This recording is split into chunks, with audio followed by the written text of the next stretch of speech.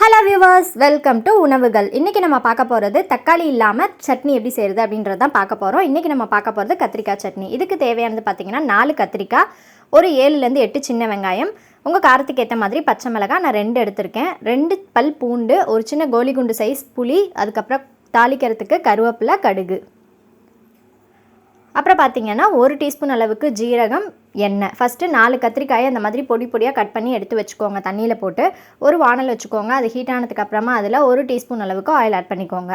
Oil heat ஆனதுக்கு அப்புறமா அதில் 1 டீஸ்பூன் அளவுக்கு ஜீரகம் ஆட் பண்ணிக்கோங்க. ஜீரகம் பொரிஞ்சதுக்கு அப்புறமா 2 சின்ன பல் பூண்டு, அதுக்கப்புறமா அதில் 7-8 சின்ன வெங்காயம் முறிச்சு வச்சது அதையும் ஆட் பண்ணிக்கோங்க. இப்போது இந்த வெங்காயம் கொஞ்சம் வதங்கினதுக்கு அப்புறமா அதில் காரத்துக்கு பச்சை மிளகாய் ஆட் பண்ணிக்கலாம். நீங்கள் வரமிளகாய் வேணாலும் ஆட் பண்ணிக்கலாம். இது ஆட் பண்ணால் ஒரு டேஸ்ட்டாக இருக்கும், அதை ஆட் பண்ணால் வேறு மாதிரி டேஸ்ட் இருக்கும். உங்கள் காரத்துக்கு ஏற்ற மாதிரி ஆட் பண்ணிக்கோங்க.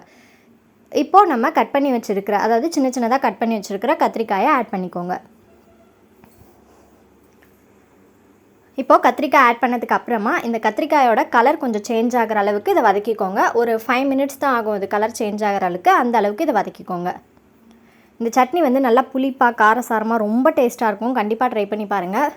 இப்போ பார்த்தீங்க அப்படின்னா நான் ஒரு கோலி குண்டு சைஸ் அளவு தான் புளி எடுத்திருக்கேன், அதையும் இதில் ஆட் பண்ணிக்கோங்க. ஆட் பண்ணிவிட்டு ஒரு 5 மினிட்ஸ் இதை வந்து நல்லா வதக்கிட்டீங்க அப்படின்னா அந்த கத்திரிக்காயோட கலர் வந்து நல்லா சேஞ்ச் ஆகிடும். சேஞ்ச் ஆனதுக்கப்புறமா அதை அரைச்சிட்டோம் அப்படின்னா நம்மளோட கத்திரிக்காய் சட்னி சூப்பராக ரெடி ஆகிடும். இதோட டேஸ்ட் வந்து ரொம்ப டிஃப்ரெண்ட்டாக இருக்கும். கண்டிப்பாக ட்ரை பண்ணி பாருங்கள். இப்போ ஒரு மிக்சர் ஜார் எடுத்துக்கோங்க. நம்ம வதக்கி வச்சுருக்கிற அந்த கத்திரிக்காயை உள்ளே ஆட் பண்ணிக்கலாம்.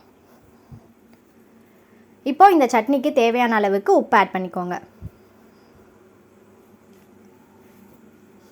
இப்போது நல்லா ஆறுனதுக்கு அப்புறமா இதை நல்லா வந்து கரகரப்பாக, அதாவது கொரப்பாக அரைச்சி எடுத்துகிட்டு வந்துடுங்க. இப்போ நான் வந்து அரைச்சி எடுத்துகிட்டு வந்துட்டேன். இப்போது அதே வானலை அடுப்பில் வச்சுக்கோங்க. அதில் 1 டீஸ்பூன் அளவுக்கு ஆயில் ஆட் பண்ணிக்கோங்க. ஆயில் ஹீட் ஆனதுக்கு அப்புறமா அதில் எடுத்து வச்சுருக்கிற கடுகு உளுத்தம்பருப்பு பொரிஞ்சதுக்கு அப்புறமா அதில் கருவேப்பிலை ஆட் பண்ணிக்கலாம். இப்போது நம்ம அரைச்சி வச்சுருக்கிற அந்த சட்னி இருக்கு இல்லையா, அதை அதில் மிக்ஸ் பண்ணிவிட்டு அந்த மிக்ஸி ஜாரை கொஞ்சமாக தண்ணி கழுவி அதில் ஊற்றிட்டோம் அப்படின்னா நம்மளோட கத்திரிக்காய் சட்னி வந்து ரெடி ஆகிடும். உங்களுக்கு எந்த அளவுக்கு திக்னஸ் வேணுமோ அந்த மாதிரி நீங்கள் அட்ஜஸ்ட் பண்ணிக்கோங்க.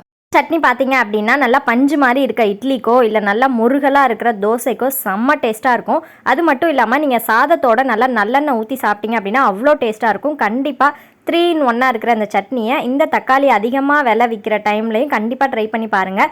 எப்படி இருந்துச்சு அப்படின்றதையும் எனக்கு கீழே மறக்காமல் கமெண்ட்டில் சொல்லுங்கள். இந்த மாதிரி தொட்டு சாப்பிட்டீங்க அப்படின்னா அவ்வளோ டேஸ்ட்டாக இருக்கும். கண்டிப்பாக ட்ரை பண்ணி பாருங்கள். தேங்க்யூ.